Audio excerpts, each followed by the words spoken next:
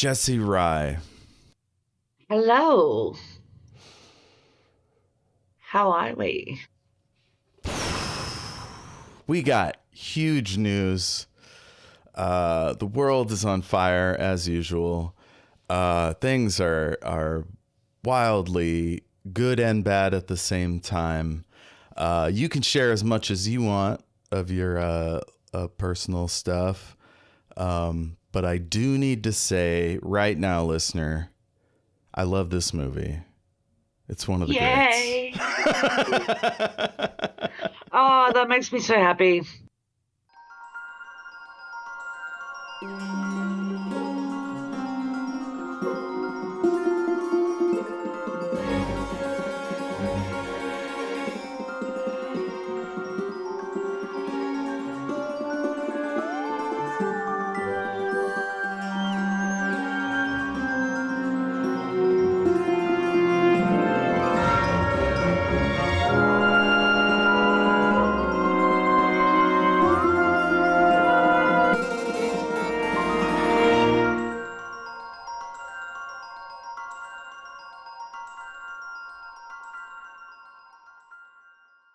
You're listening to The Great and Secret Knowledge, a speculative fiction podcast. I'm Jeff, and with me, of course, Jessie.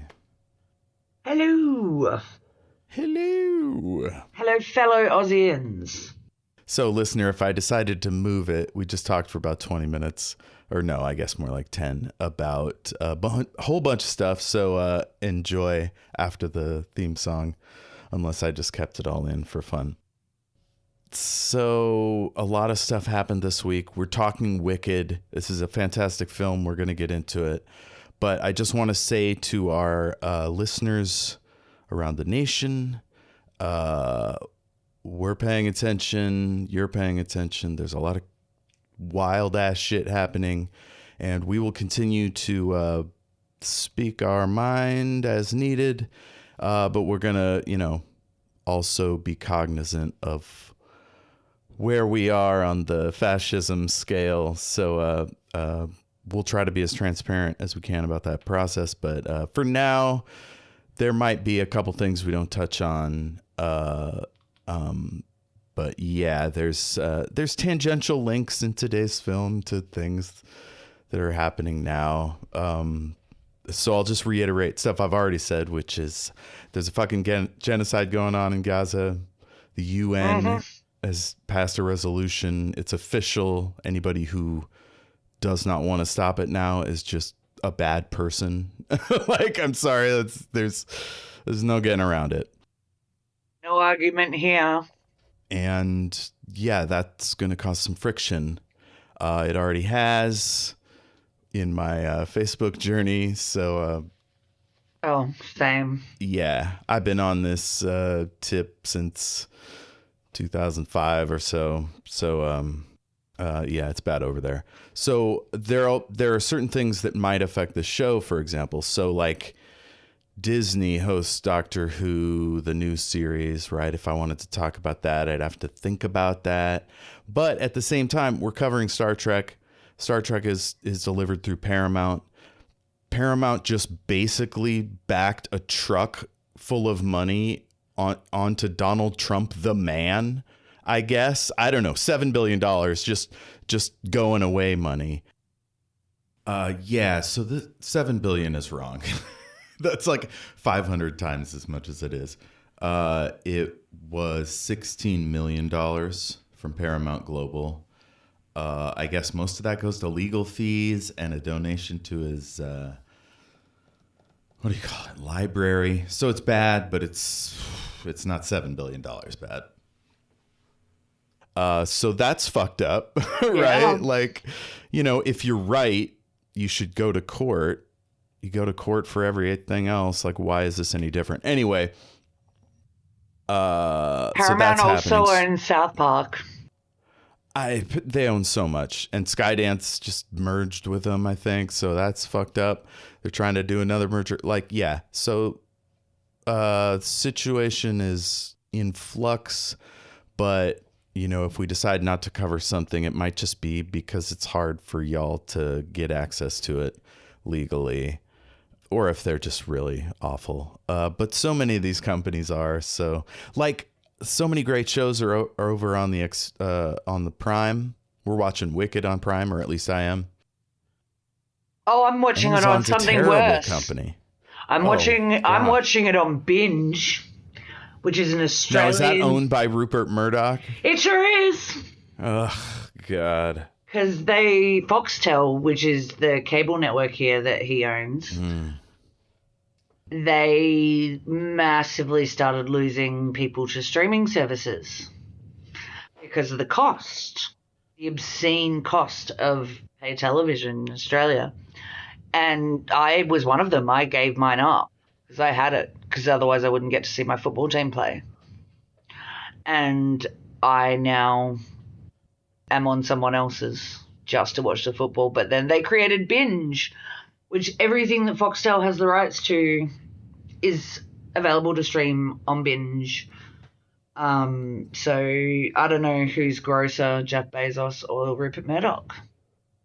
Right, yeah. So my line right now is, if they're not actively, publicly quelling free speech, we can still talk. Now, Disney, or I don't know who's parent to who, the thing that is Disney just did a thing that's fucked up, and so we'll see how that goes. For now, whatever.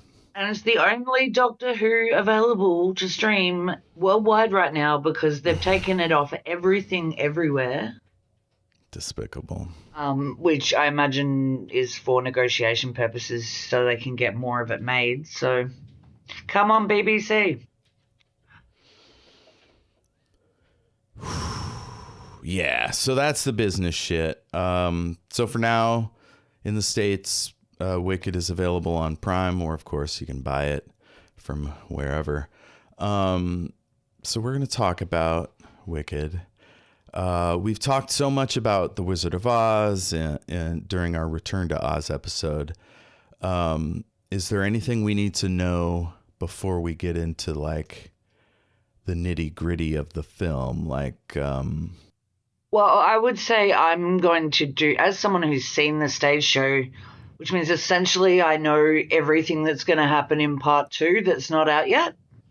So I do think we need to acknowledge that we are watching Wicked Part 1, which is the first act of the stage show. So there's a whole lot of little things about who certain characters turn out to be. And I will do my best. I know you've listened to it, or at least to the soundtrack of the stage show for the second half, so you know. I did, yes. And I've started reading the novel that it was based on.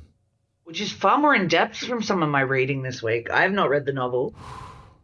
Yeah, first page, some wild swings, stuff that didn't make it into the film. Maybe it made it into the play. Unlikely, because the play is shorter than the film. The whole play is the same length as part 1 of the film. Wow. So they really expanded the book, I guess. Most of the talking bits, and there's whole scenes that they've shifted and balanced, and I guess the other thing I would mention is that I don't know if you watched it, but I sent the most amazing interview with Cynthia Erivo and Ariana Grande by the incredible comedian, singer, podcaster Em Rusciano. She's amazing. And she's a massive Wicked girl, huge advocate for the neurodivergent community, huge advocate for perimenopausal women. And she happened to get the opportunity to interview the witches and they all cried, all 3 of them. It just was this messy, beautiful, gorgeous interview. If you get a chance, Jeff, you got to drop it in the show notes. Yes, please. Could you slowly say that person's name again? Em Rusciano. So Rusciano. I did send you the YouTube. I can send it to you again. I'm scrolling back up our chat. I'd send it to you again. Don't bother. Okay. The amount of times I've tried to find stuff in our chats, and it's like we talk too much. You might say too much. I might say No. just I love it. enough. I just mean like if somebody was to try to find something in our chat, there's too much of it. It's easier for me to just resend you the link. I don't know how many times you sent me the raw tracks file because I was like, I can't scroll up that far.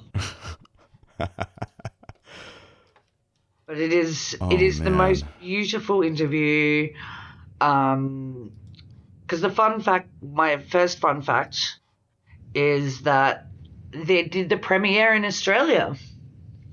World premiere of Wicked Part 1 was done in Australia for a pun, so that they could have it in Oz. Amazing. Which I love. Such a good idea.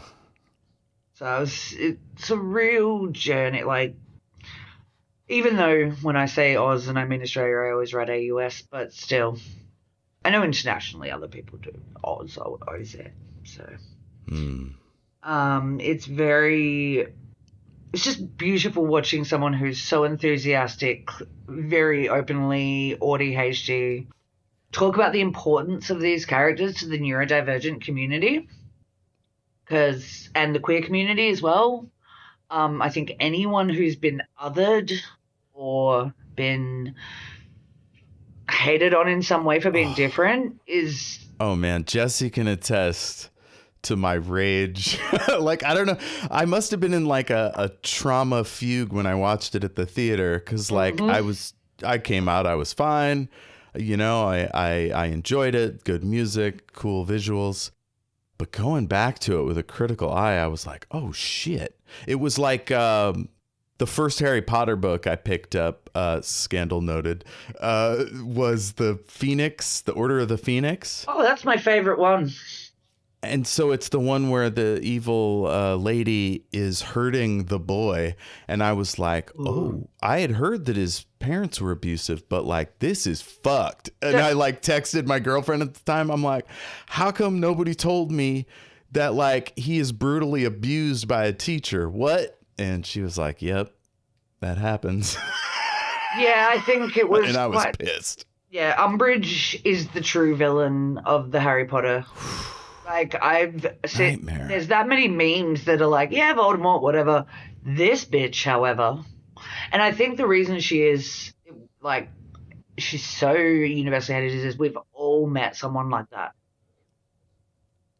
Right. She's your Eichmann, your, like, just accountant, bookkeeper, regular old person just pushing papers and getting people hurt, maimed, killed, whatever. Doesn't matter. I did find an excellent AI mashup of J.K. Rowling as Umbridge, which I feel like it fits. Sorry, Joanne. Can't be, you know, since she's got such a problem with people using a different name. This is a woman who used initials because she didn't want people to know she was a woman.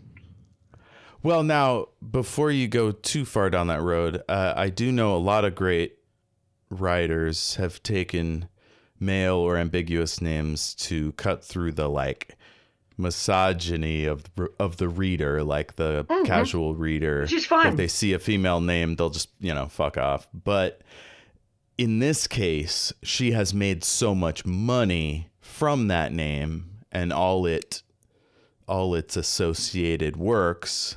And then used it for awful, awful things as well, like... And has done terrible things. So, yeah, feel free to call her whatever you want. I always call her Joanne now just because, like, I've got no problem with people using a pen name in any way, shape, but, like, you know, one of my favorite examples is Agatha Christie when she writes a non-murder mystery which was kind of her working through her mental health struggles. She releases it under a completely different name. And those books are... she just breaks away from all of her usual, you know, style and tropes. But for someone like Joanne who has actively complained and put her money towards, like, and had such a problem with people using a different name to what they're born with, or different pronouns, or representing, or as she would consider it, representing themselves as not who they are. The hypocrisy of her doing it Right. is the issue here. It's not, use whatever pen name you like, people. I'm all for it. But don't be a fucking hypocrite. How we got onto Harry Potter, let's move on from Harry Potter.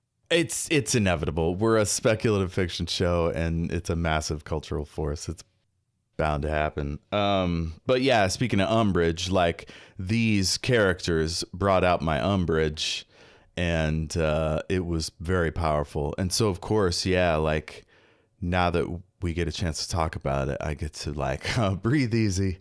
You know, it's just a movie, but it brought up a lot of stuff.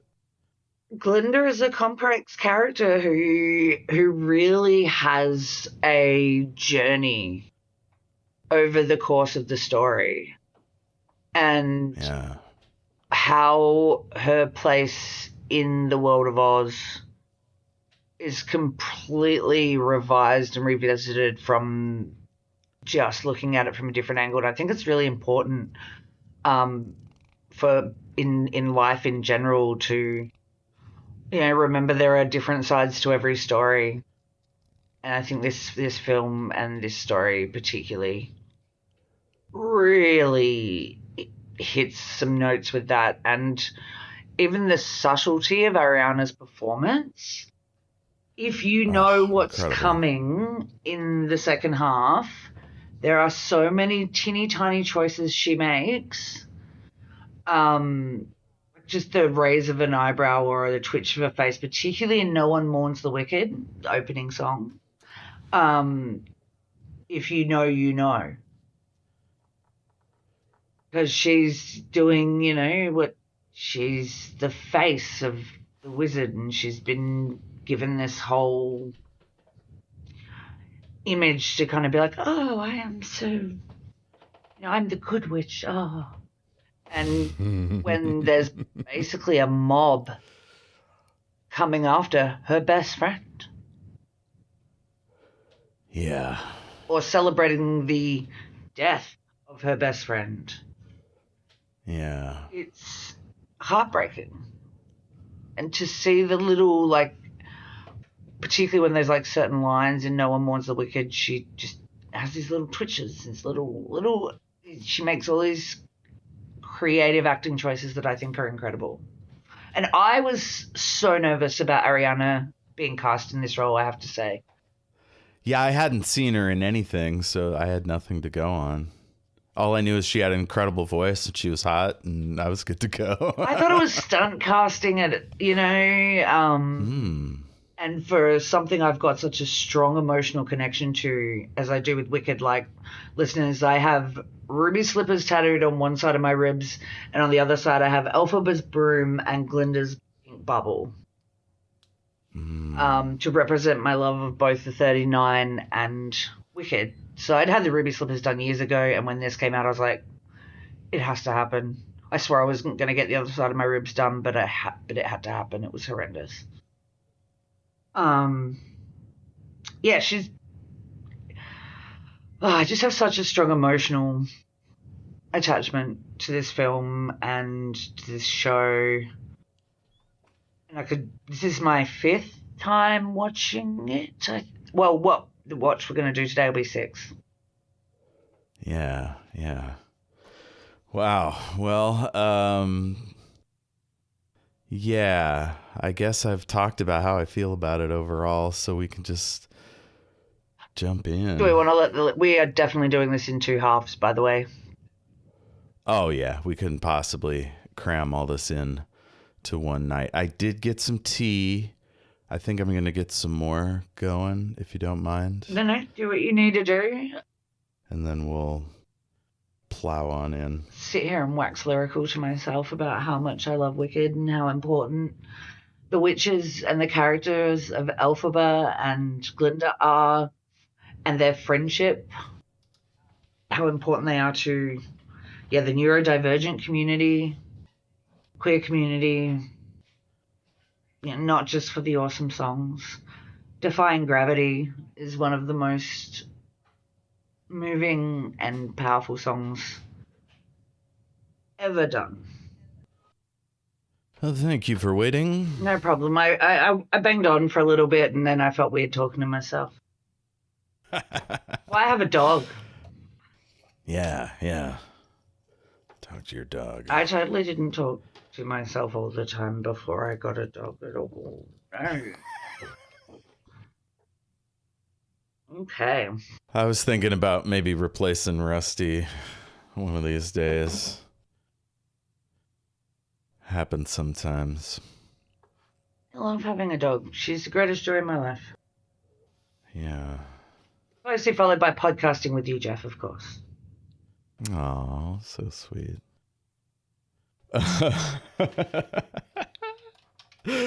Oh, shit. I'm going to pull up the IMDb page just so it's handy. I got mine too. Yeah. I mean, there's... All right. So usually what I like to do first is to talk about the writers. So who wrote this picture? Obviously, it's based on a book by Gregory Maguire. Winnie Holtzman, Dana Fox, and others. Fascinating. Others. I'm interested. Oh, L. Frank Baum, of course. Which is how we get the name Elphaba. Oh, that's fun. She's Very called cool. Elphaba because Elphaba, L. Frank Baum. Yeah. Yeah. So Fox and Holtzman wrote the screenplay, and Holtzman wrote the book for the stage play. And then Gregory Maguire wrote the novel. Yeah. So I don't know much about those folks. As for the director, John M. Chu of Crazy Rich John M. Asians. Chu. Oh, Hell he's yeah. amazing. Like, I don't know. Have you seen Crazy Rich Asians? I have not. You have to see Crazy Rich Asians. It is... Okay. Michelle Yeoh's in it. And she's a I know. I know badass. this. Absolute badass. I mean, as she is in all things, but, you know, regular listeners will know we love Michelle Yeoh over here. Yeah, that film is incredible. I've watched it so many times. It's one of those ones that's got a couple of scenes in it that will make me cry every time. Like, definitely watch Crazy Rich Asians. John Chu's he did such a good job. I think musicals in film form can go either way. Yeah. I think they're more successful as animated films. The amount of musical pictures that I've enjoyed are minuscule. I liked Oliver. I liked Singing in the Rain. I love Singing in the Rain. We could technically do it because of the dream sequence. Yeah. That was one of my favorites growing up. Shout out Sophie, who that's her favorite movie, was my childhood best friend. I love musicals. So I grew up as a theatre kid.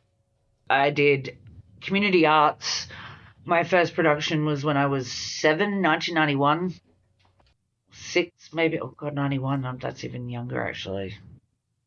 5, maybe. No, 6. Anyway, doesn't matter. I've done... The Sound of Music. That goes in my top 5 favorite films as well. Oh, shit. Yeah. I spent 4 days in Salzburg just going from set to set to set. I did a sing-along bus tour of a bunch of the filming locations. It is one of... I will love it forever. Mary Poppins is musical. It's great. The hills are alive with the sound of music. Oh, don't quit your day job. The hills are alive with the sound of music. There are so many great musicals, but what I find really interesting is the format of filming. So traditionally, the way you would film the songs in a musical is essentially lip syncing on set and then do a pre-record in the studio. Very rarely are the songs sung live on film. Famously, is it Tom Hooper who did Les Miserables? That was done. That is probably my favorite musical. And that was done all with live singing. So they use sound recording on the stage, so they're performing it live as if they were on stage, but because it's a film, they were able to really get like realistic acting instead of being on a like stage set. And anyone who's seen Anne Hathaway's version of I Dreamed a Dream, standout performance of the piece there. That's when Fontaine, Cosette's mom. Yeah, she's losing her shit. It kind of chronicles her decline into poverty and imprisonment. Forced into involuntary sex work, I guess we would call it. Yeah, I think there's another word for that, but yes. We don't use that word. We don't talk about the P word, but it's. Oh, I meant like it's kind of a dirtier crime. You know, if it's involuntary, it suggests no consent. Oh, yes, yeah. Well, I mean, she argued, like, but is it consent if she didn't have a choice? It's ethically terrible. Yeah. Right. She's not at fault in any way. But that performance, like, anyway, going back to this, originally they were going to do the pre-record in the studio, and Ariana and Cynthia insisted, because John Chu was really concerned about with the dancing and all of the like the big sets and stuff like that. They wouldn't be able to get the quality of the voice and the singing through those sequences, and Ariana and Cynthia were like, no, this is what we do as being the incredible stage performers they both are. And it is some ballsy move, especially Defying Gravity, where she's in a harness and a corset flying through the air because you need to ground yourself really, like, and it's oh my god, breathing required.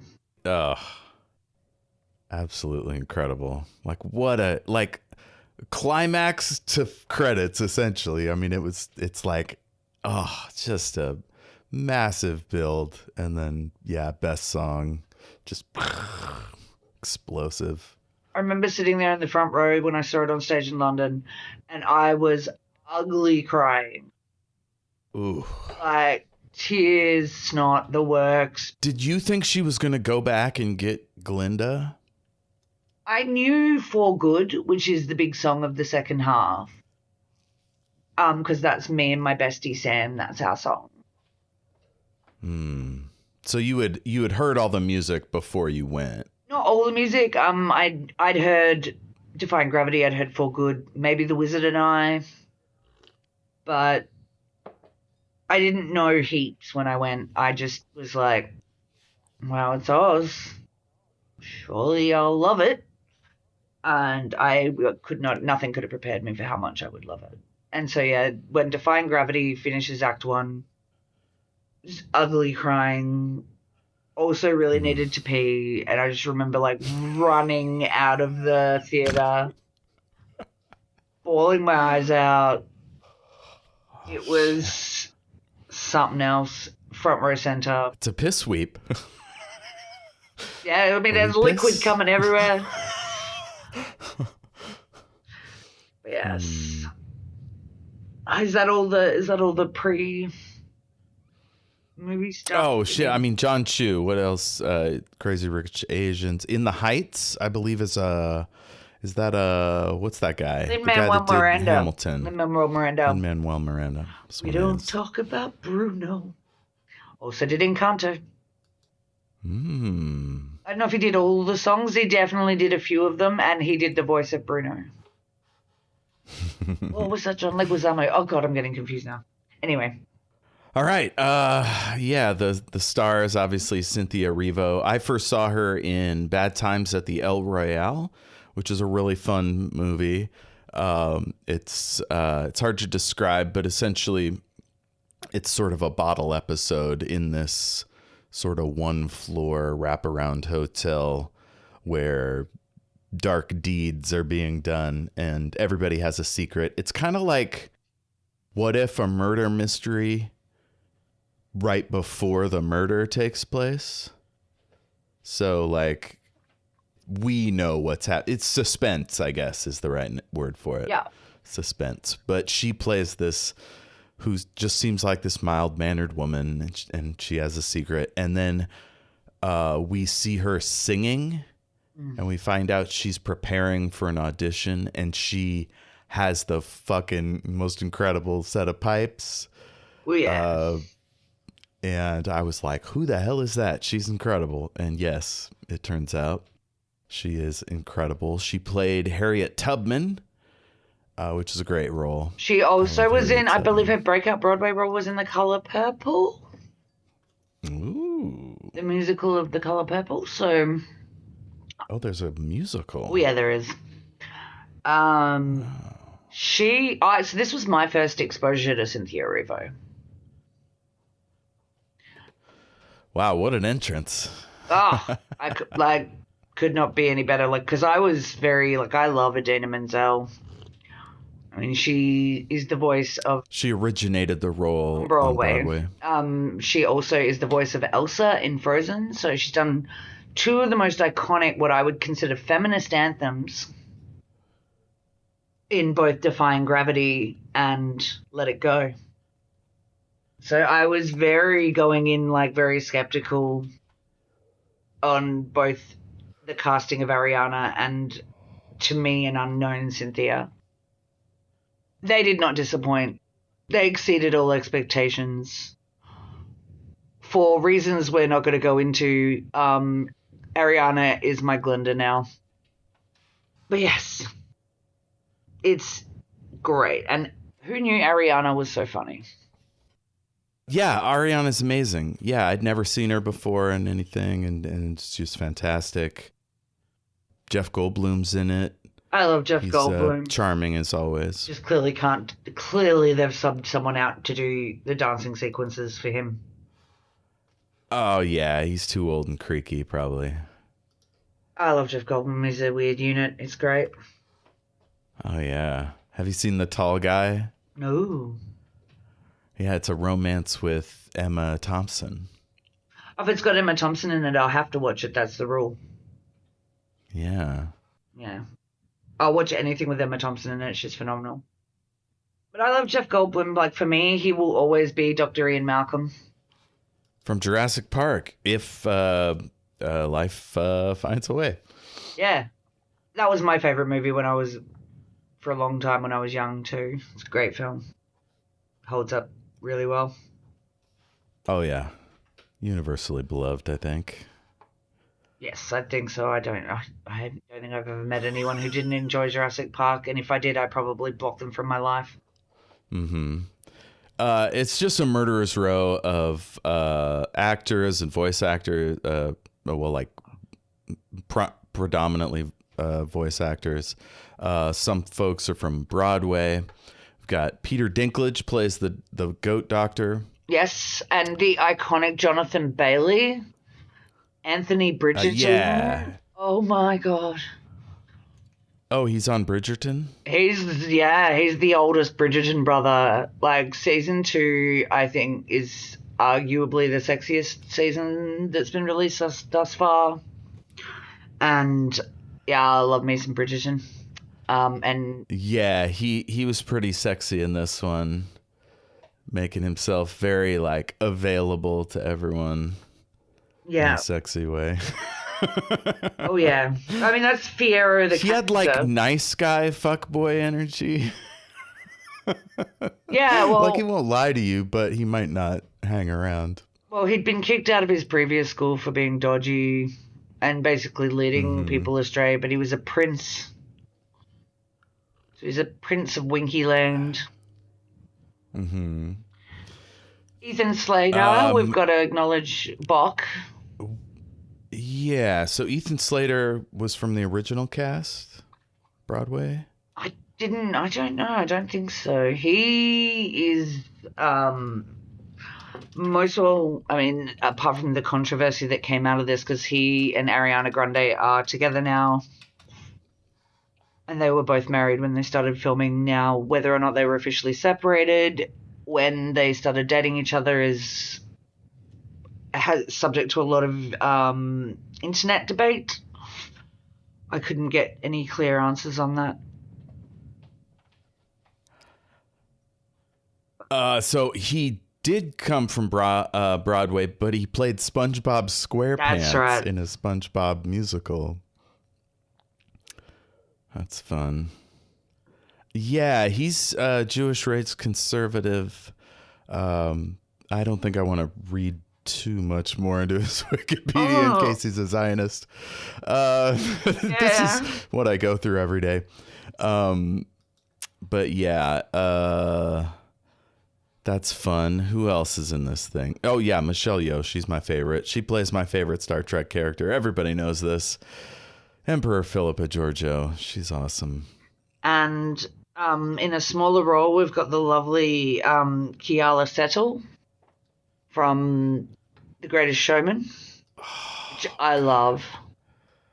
This lady, she's got real Umbridge energy as well. Like, she'll smile to your face, but, like, not listen to a goddamn word you say. Oh, both her and Madame Morrible. Michelle Yeoh's character. I feel like Morrible's a little more sly, if that makes sense. A little more calculated, maybe. Oh, she's definitely got her own agenda. I feel like we're going to wind up doing this in 3 parts, by the way. Yeah. So Idina Menzel's in it. That other lady's in it. Mm. Scandal noted. Yes. So let's jump into the plot of this damn thing. Let's fire up the film. I mean, it starts out strong. It's got the black and white, logo coming around. There's so many. What is this? A Universal picture? There's so many homages to the 39. Mm-hmm. Like, we've got, like, the font on the title shot is the same as the font on the title shot of The Wizard of Oz, which is pretty special. Hell yeah. And it's got you're right about the Universal logo. So let's talk about this opening shot. We hear some stuff happening. Now, is the audio we're hearing, is that fresh for this film, or is that from the original 39 film? No, this is fresh. Okay. It's a man asking Glinda, like, how dead is the witch? Yeah, that doesn't happen in the...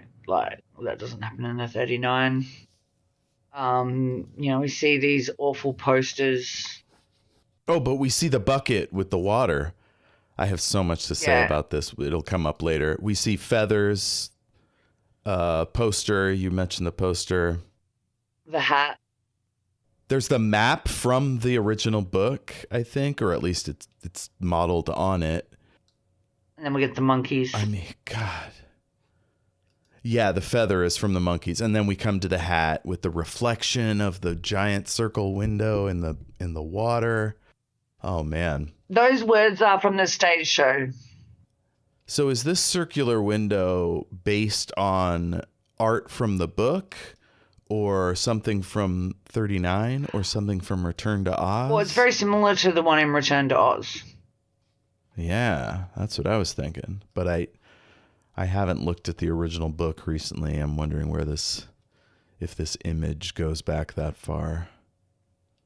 I would think so. If they've got it in Return to Oz, then surely it's some sort of... Because with a lot of these things, they're not allowed to use stuff that was only in the 39, but they are allowed to use stuff that was in the books. That's why the shoes are silver, not red.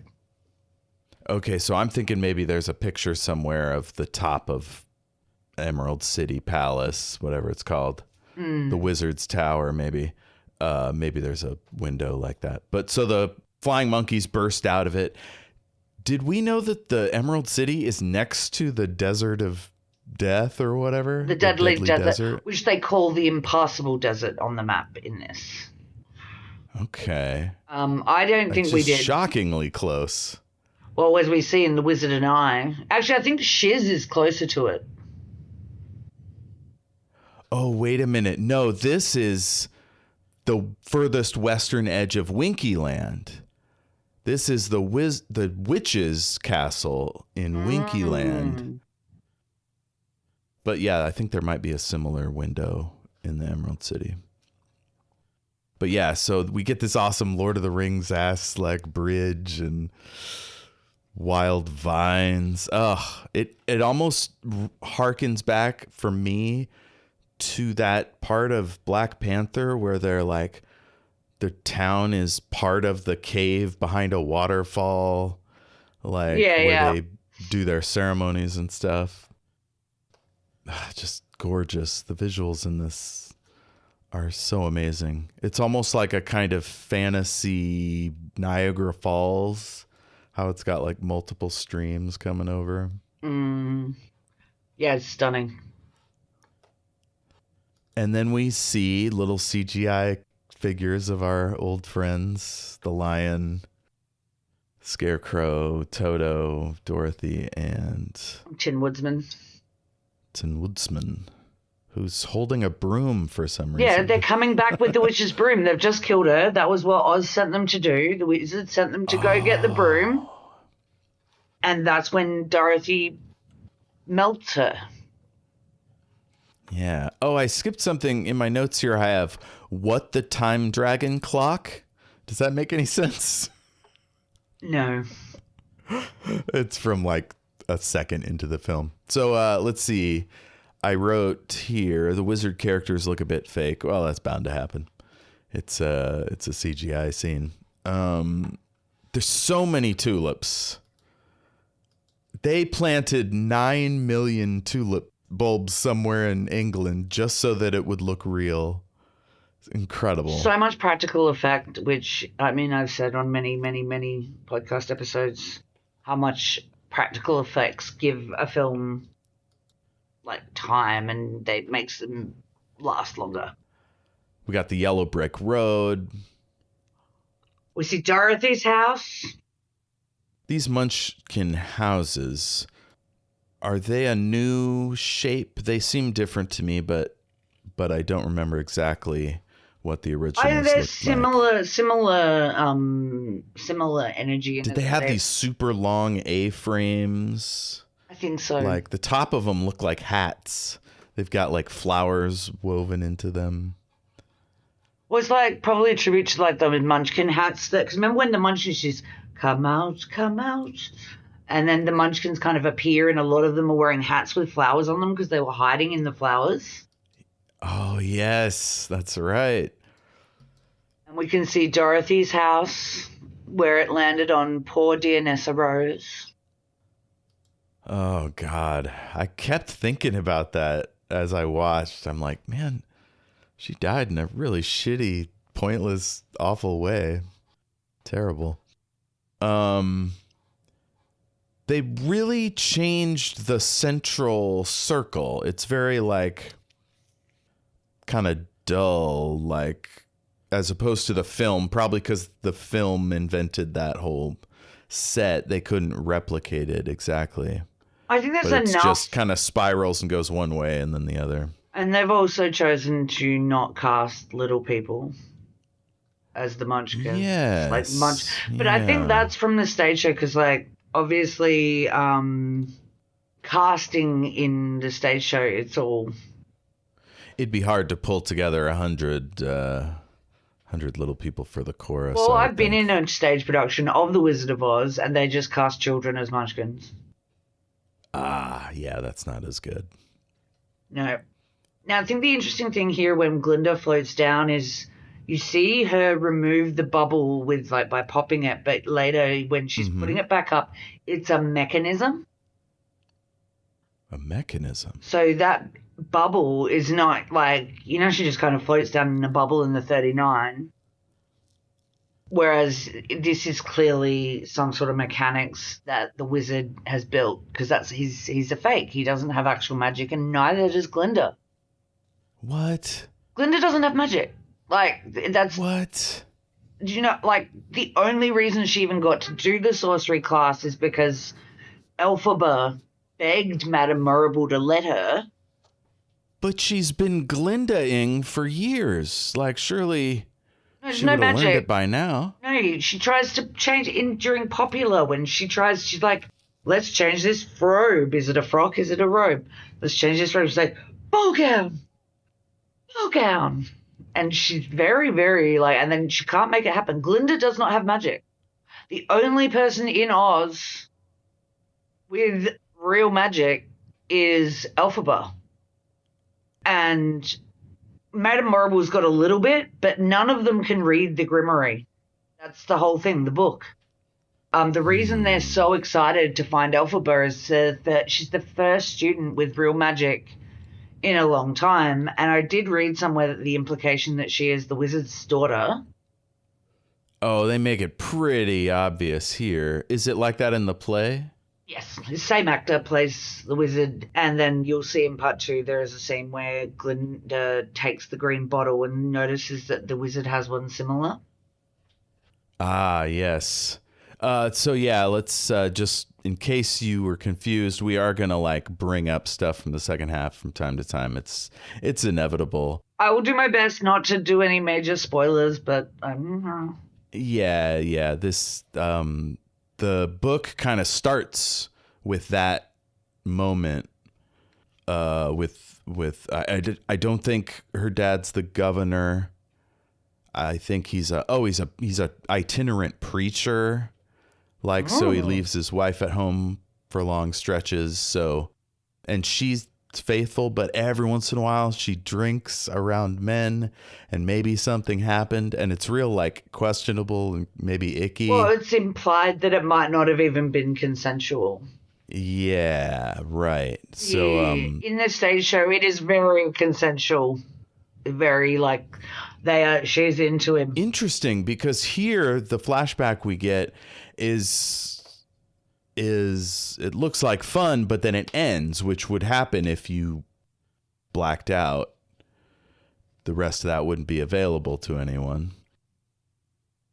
The kid asks what makes someone wicked.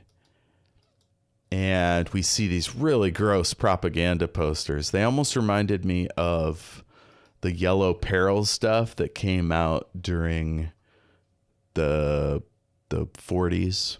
I would think that's probably deliberate. I imagine John M. Chu has some... Oh, he might know some people that went through that. Might have some feelings on all that.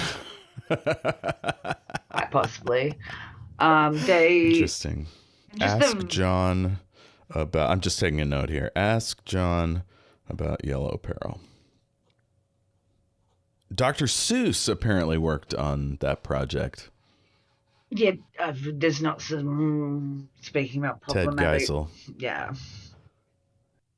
So we've got the beautiful sequence, which is the opening, like in the stage show, Glinda comes down in this circular thing from the stage. So it's very... Ooh. Okay, there's an incredible transition.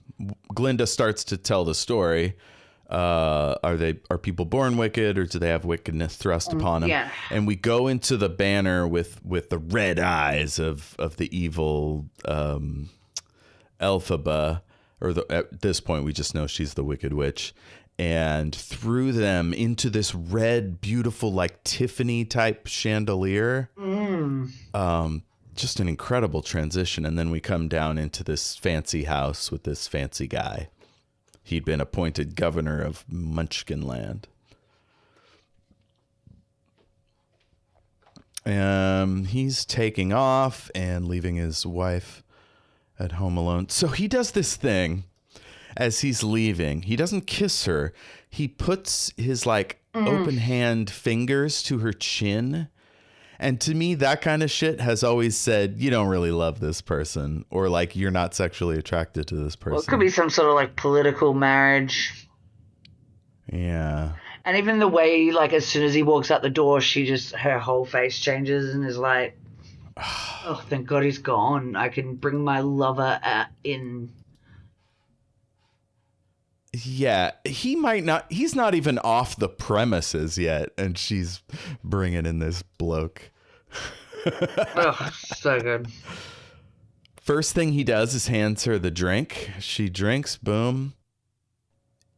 I would think they know each other already, right? Oh, yeah, I think it's implied this is, like, ongoing affair kind of thing. They're a bit more gentle with it in the show than they are in the book, I can tell you.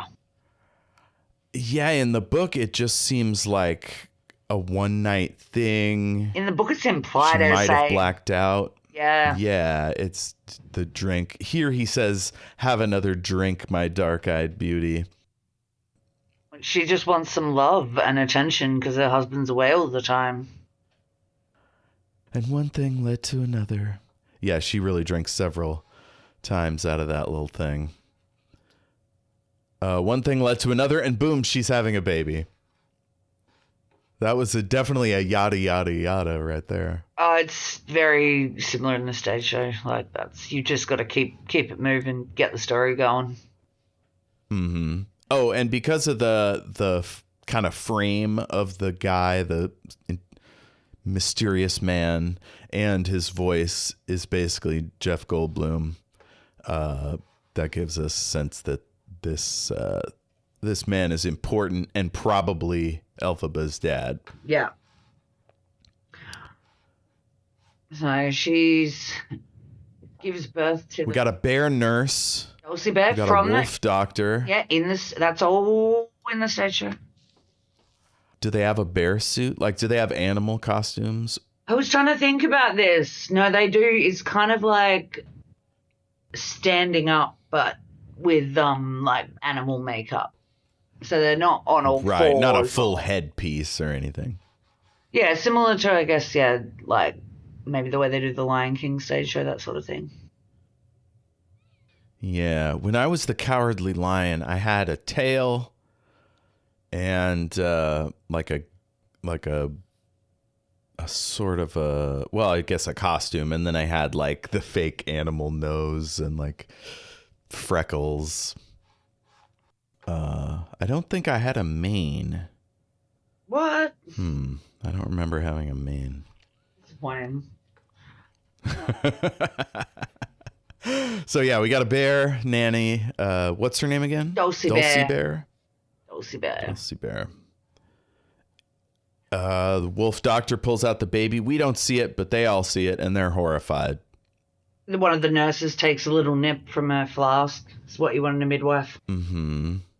Mm-hmm. Yeah, and the nurses all have red hair. That's because they're in Munchkinland, and if you notice, most of the people in Munchkinland have red hair. Yeah, it's interesting.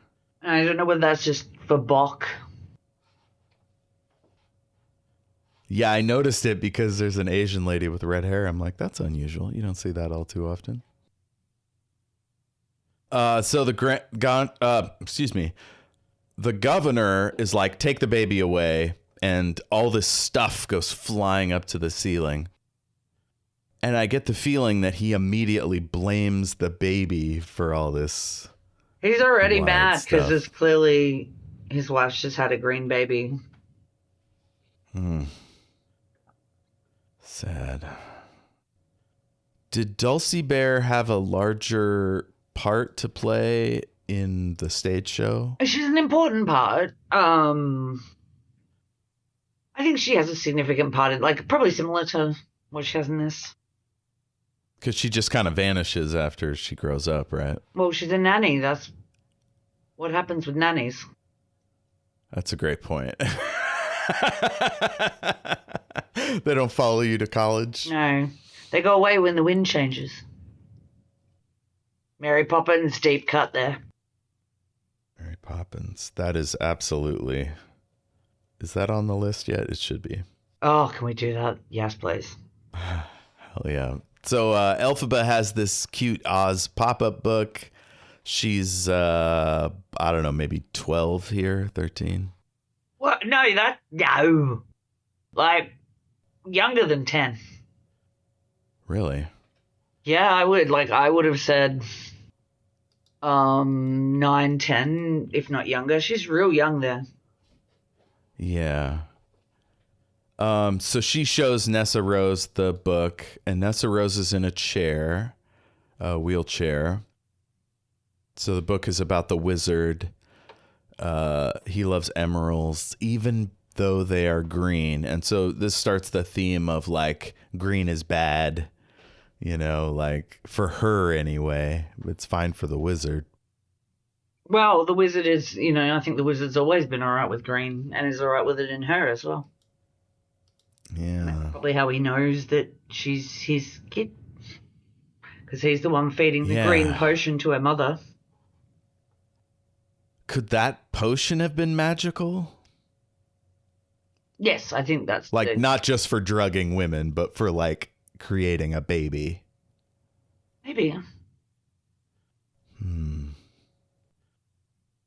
So some bullies show up, and they're making a lot of noise. It's upsetting Nessa Rose. And Elphaba stands up, and a bunch of rocks go flying at the bullies. Governor immediately blames her for all the trouble. And this is a thing that really got to me. Like, the bullying is bad, but it's the authority figures in your life that look the other way that make it so much worse. They compound the problem. I had a particular teacher who was shocking for that. Like, there'd be one boy who, for some reason, she liked him and she was threatened by my mother, and it was the whole thing. So they would be able to do whatever they want to me, but as soon as I reacted, I would be the one getting in trouble. That's fucked up. Yeah, I've heard stories about teachers that followed the bully's lead and, like, targeted the kids. Yeah. That never happened in my presence, as far as I knew. I mean, who can say? That was a very real part of my experience with certain teachers, definitely.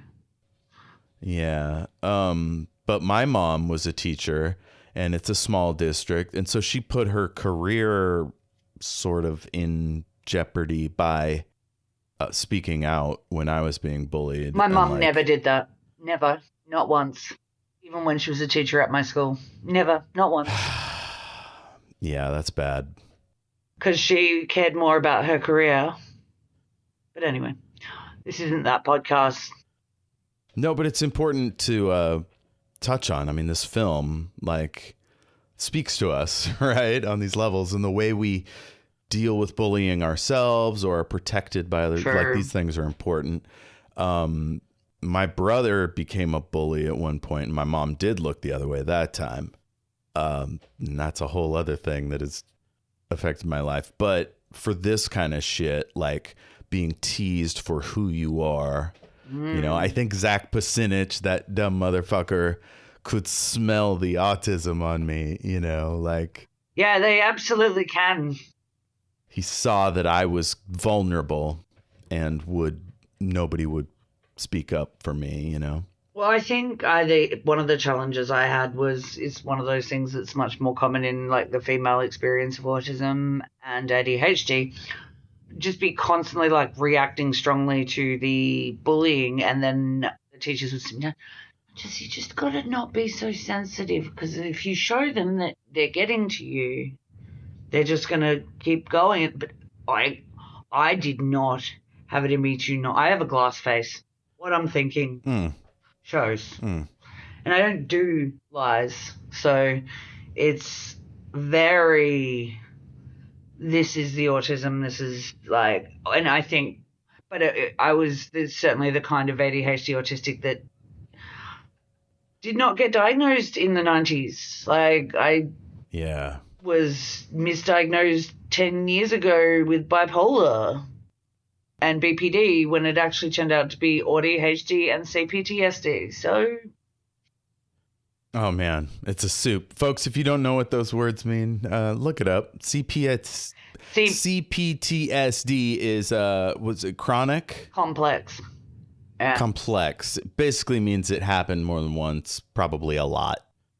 rather than just a one-time traumatic event. So these days, BPD, borderline personality disorder, and CPTSD actually occupy the same tick box because the Venn diagram between the two is almost a circle. Borderline personality disorder is you didn't develop certain life skills, mental coping skills, thinking skills, personality, all these skills due to not feeling safe at home and not feeling safe in childhood. CPTSD is you experience trauma in childhood, which resulted in lack of development in certain areas. So it's pretty much the same thing to the point where now they are the same tick box on a lot of forms. Yeah, for me, I find it's basically, can you do nothing about it and it's just how it is for you, like for especially severe autism, or is it something you can like through therapy tackle some of this stuff and like lessen its impact on your daily life or the people around you? The people I've met that have like severe BPD, it's pretty crippling. Like it's hard for them to maintain relationships and like not do crimes and, like a bunch of stuff. But it's still learned behavior though. It's in that soup, Well, I always used to differentiate bipolar and BPD in that same way, right? Like bipolar genetic comes through, like it's like you're wired that way, whereas the BPD was usually a result of a lived experience. And the stuff that's a result of a lived experience is just easier to tackle in therapy. Yeah. So for me, a lot of the BPD, like the personality disorder traits that I was exhibiting in my like late 20s, early 30s, certainly turned out to be a result of actual trauma I've experienced. And a lot of that trauma has come about because of being undiagnosed autistic. Yeah, I mean, the world hates us. Oh, yeah, the world hates us. The normal world just does not want us around. So, yeah, like we're one of the marginalized groups that this movie speaks to, we're marked for death. Like we've got green skin, essentially. And we can't even see the things that they can see. Yeah, I think it's probably great that a person of color played Elphaba because it'll make it even easier to relate for non-white folks. There was a really good line when they turn up to Shiz, and Elphaba turns around and goes, "Yeah, she's an acceptable color." Talking about Nessa Rose and having the black person, mixed race African descent person be. It was just nice to have she's an acceptable color being said about a non-white person. Now, was that in the play? Well, it's hard to tell what color was under the green paint of Elphaba. Oh, no, I meant the line about she's an acceptable color. Yeah, I think so. I mean, it works either way, but it works because it's not green. Colorism right? is in this, Elphaba's the only green person, so colorism isn't exactly there. But as for the actors themselves, like Nessa Rose is clearly lighter skinned. There's a lot of interesting things about it. Their dad's white and their mother's. Yeah. And also her mother was made to drink all that milk of the poppy. Oh, Jesus. We've gotten like nowhere into this movie. And it's. Yeah, we're 10 minutes in. It's fine. We've been going for 2 hours. And we've been going for 2 hours.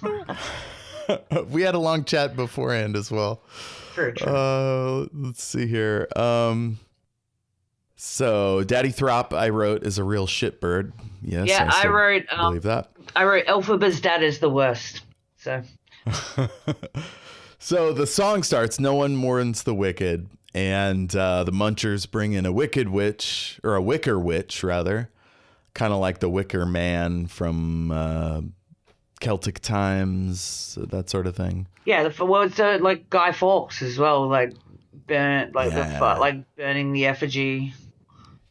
And you think about it from the point of Glinda, and especially when you've seen the second half, Like, go back and watch this once part 2 is out and you've seen how that all rounds out. The look on Ariana Grande's face when the effigy comes out. Ugh. Yeah, it's like she does not want to see this thing. And then she She's like, gets oh, we're doing handed the this. flame, and so she has to then put her mask on to smile. And then when she throws it, you just see this emotion. She takes this deep breath, and it's obviously killing her. Yeah, it's a little different, but I like stories where a soldier, for example, or somebody who was responsible for someone's death, like sees the pageantry as a result and is like, this is not, I don't want this. I don't want to be here. Like there was a movie about maybe it was a group of soldiers, but they have to go promote the war after they came back. And so they're going on like stadiums and stuff. Like that's kind of the way it is here, except she didn't do the deed. She sent a child and her friends off to do it. Yeah, because Glinda is the real villain. I mean, that's my reading of the 39 is I always thought that she wanted to move up in the world. And so she's like, well, she wins. This witch got bumped off. Ooh, if I bump up another one, I'll be and convince the wizard to take the child home. Yeah. She's left as the sole power left in Oz. Mm-hmm. Yep. Now in the book Wizard of Oz, or The Wonderful Wizard of Oz, they go south and there is a ruler in the south. Yeah, Glinda. Glinda's the witch of the south in the book. Oh, I thought she was the north. Nope. That's only in the 39. Ah, okay. Got it. I remember that very clearly doing my head in when I was a kid. Cool. So she probably had the proxy vote of Ozma, who's disappeared, right? Yeah. Oh man. What if Dark what stuff. if Glinda evolves into Mombi? Oh man. Yeah, it's possible. I mean, I don't think she literally turned into Mombi, but like she might be a Mombi. Oh, I meant literally. See, what I think is maybe her britches got too big before the original Wizard of Oz mess happened, or no, after, but before Dorothy comes back and for Return to Oz, that's how the stone, what's his name?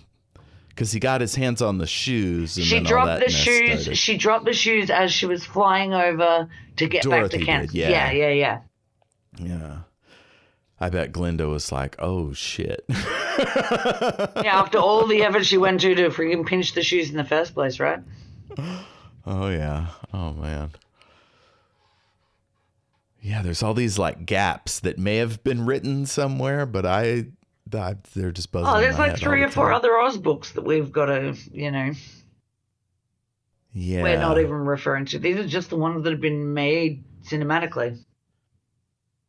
Yeah, so the thing burns, the poster comes down. Just fucking great visuals. We got stuff flying through the air on fire. And this is as Glinda goes up to her thing, this is how we see the bubble is mechanical. This is what let's see. She says, if there's no further questions, I'm going to go. And she presses a button with her foot. Oh, holy shit. So her wand really does nothing except turn off the bubble. Yep. When that's only because it's spiky. It pops the bubble is just cosmetic. It's not what makes it fly. No, she's on a fly. It's not like a force field. No, it's all like it is like with everything with Glinda. It is all appearances, no substance. I think even Dr. Dillip or whatever, the goat guy, he even mentions it. He's like, oh, it's all form, no substance. About one of her essays. Amazing. So some redhead asks if she was Elphaba's friend. Lin-Manuel Miranda wanted that role, by the way. He said it in interviews. I wanted to be the munchkin that says this. Continue, sorry. we're getting a few flash forwards to the hat. And then, we met at school. And we fly over her shoulder off into the distance, down the yellow brick road. Suddenly we're underwater. We got streamer fish. Also, one of my favorite Ariana ad-libs is there when when she says it to her and she goes, "What?" when she's in the bubble. I'm pretty sure that was an Ariana ad-lib. Interesting. So now we're flashing back in time. We get the opening word "wicked" in the font of the Wizard of Oz. Oh, this font. Just one of the great all-time fonts. Fucking spectacular. We shoot up over the sailboat, over the beautiful fields. Bam! It's wicked. You know what this reminded me of? I believe it's Inglourious Bastards. Mm-hmm. It's the one where it is floating over the landscape. Am I wrong? I should have looked this up ahead of time. But anyway, it's a great effect. Yeah. It's it really does feel Hook. like it's They do it in floating Hook. in space. In Hook, okay. Yeah. They definitely do it in Hook. I think it's done in a few things. I mean, I guess technically that's what credits always do, but here it seems to really feel like it has weight. The Departed does it pretty well. It fades out. Did we see flying monkeys in the distance, or they're just birds? Birds, I think this is because we're going back in time. Oh, yeah. This is before the monkeys could fly. Of course. So she's got a pink boat with all her pink luggage. This lady loves pink. So first thing I'm thinking of is Legally Blonde. Of course. Is she going to be a Reese Witherspoon here? Pretty quickly, we are disabused of that notion. She is not a kind person. Elle Woods has got 10 times the heart Glinda does. Definitely. Oh, God. I mean, she is it's not, okay. I guess it's mean, but it's like that super posh, cutting wit mean, where she just dismisses her parents. She's Regina George. Yes. She's imperial. Yeah. She's I have all the power. Not even my parents are worth a damn kind of vibe. Well, I think her parents have spoiled her rotten, so of course she's I am the ultimate being. Who's the main badass in Heathers? Oh, I guess it'd be Heather. One of the Heathers. The blonde one that's the boss. She has Regina George. Well. See, this is us showing our generational difference. My generation's Heathers was Mean Girls. It's the same, just marginally less murder. I mean, it's less blood. Yeah, less murdering. Regina George does get hit by the bus. Oh, no. No, because I'd never seen Heathers, and I watched it, and I was like, oh, it's Mean Girls. Oh, my God. Us young dudes at the time were like, Winona, yes, blow up my school, please. Yeah, and she does have Christian Slater there. Are you a Christian Slater guy? I mean, a fan, appreciator? Yes, I am.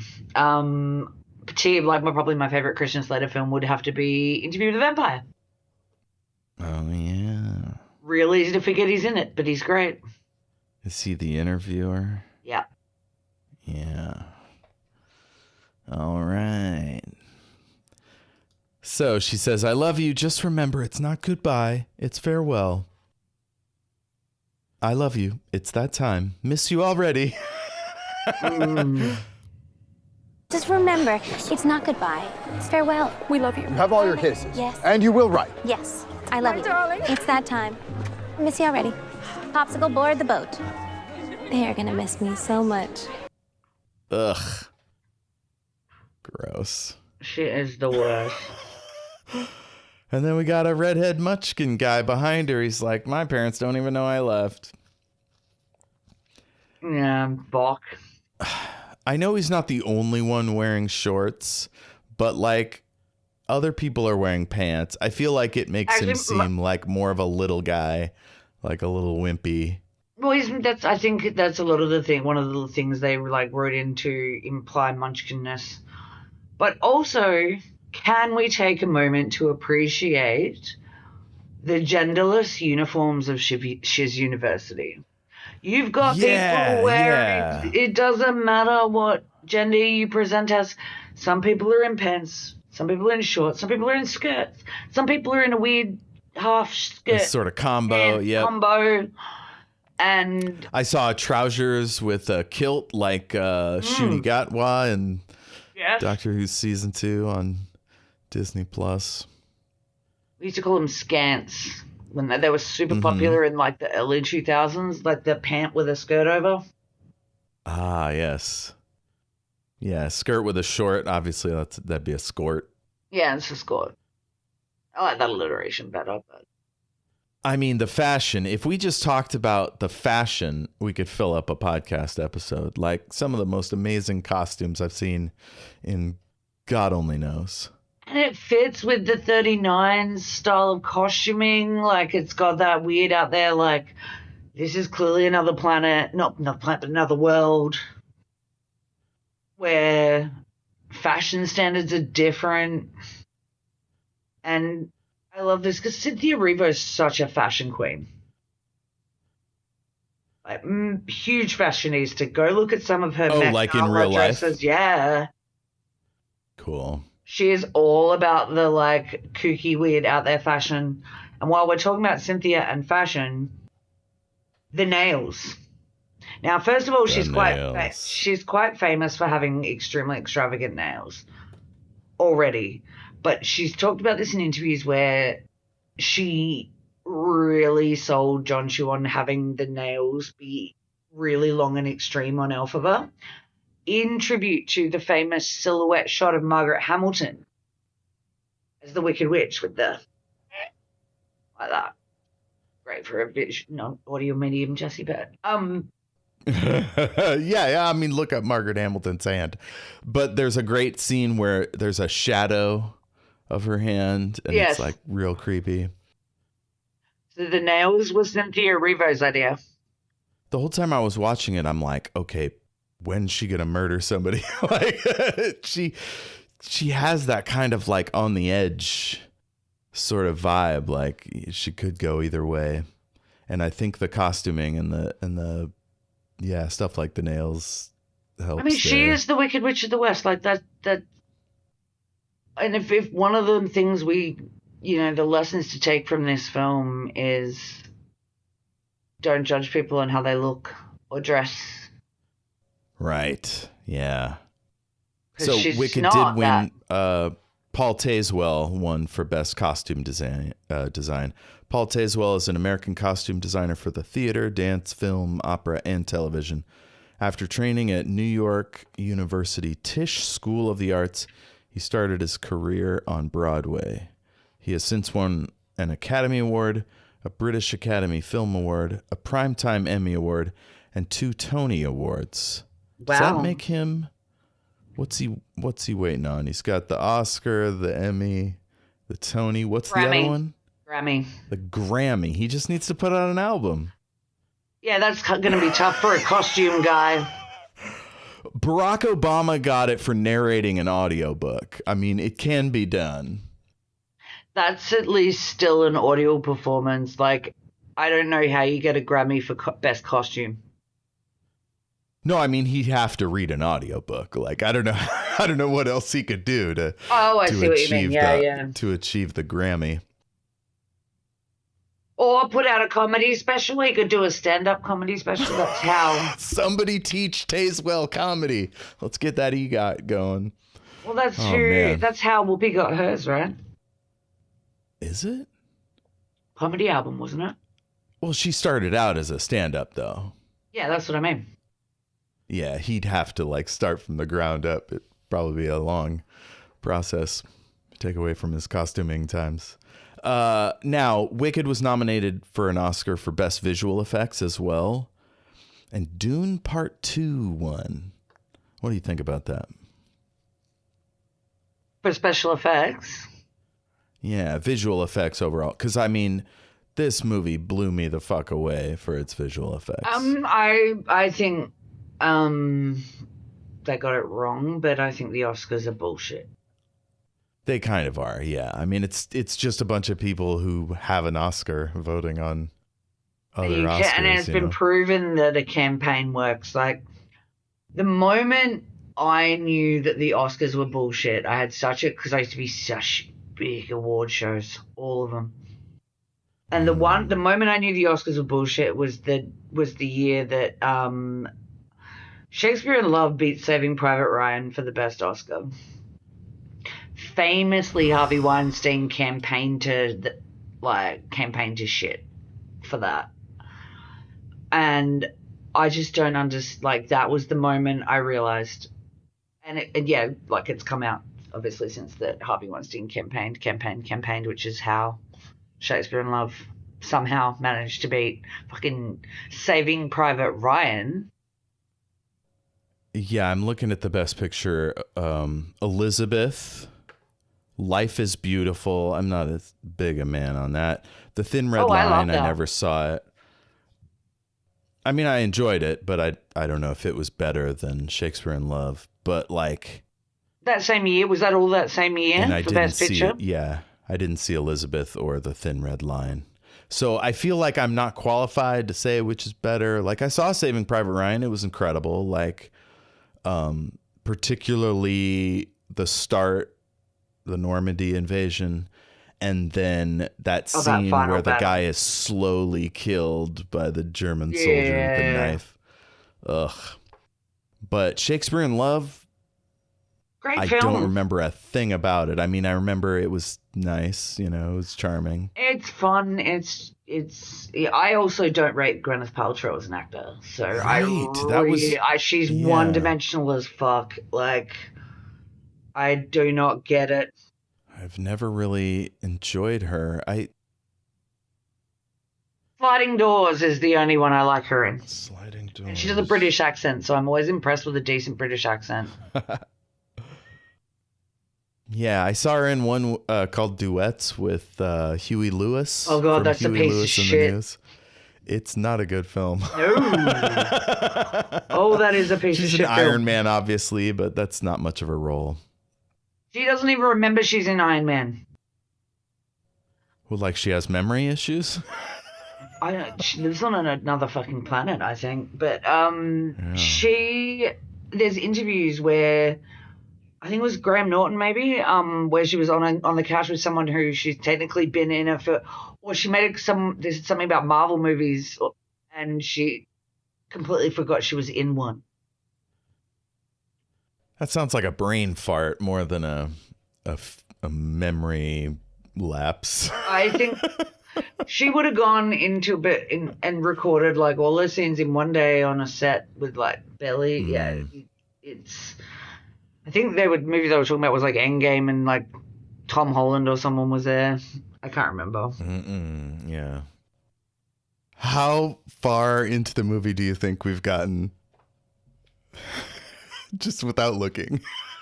15 minutes? Yeah, almost, exactly. I said when I realized how slowly we were going, that is the point where I went, this is going to be a 3-part episode. If we had to do Willow in 2. So, Glinda says to this poor guy, Bach, strangers are just people I've never met. Think she can paraphrase Tennessee Williams badly.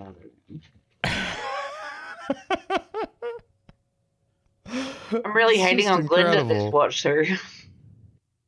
I mean, she's just savage. So Bach is clearly sprung on her, and Glinda has no interest. This is where we see that lady, the kind of umbragey lady. She's leading a song. Yala Satal, she's great. Yeah. We get a sense that they do adjectives different here. There's something, hallowed halls and vine-draped walls, the proudliest sight there is. and boom, it's Elphaba's boots. And everybody just steps away. They're horrified, just absolutely flummoxed. And Galinda is flanked by her flunkies. She's just arrived, and all of a sudden she has two toadies, just sycophantic dweebs at her side. Yeah, what are they in Harry Potter? It's like it's such a stereotypical trope. Like Crab and... what's the other one? The Dracos.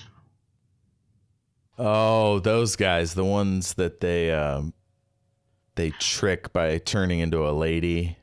Yeah, the hench. Yeah, the henches. So this one, let me see if I can get the X-ray going here. I'm trying to catch... the guy's name is Fanny, and the lady's name is... help me out here, Wicket. IMDb. Cast.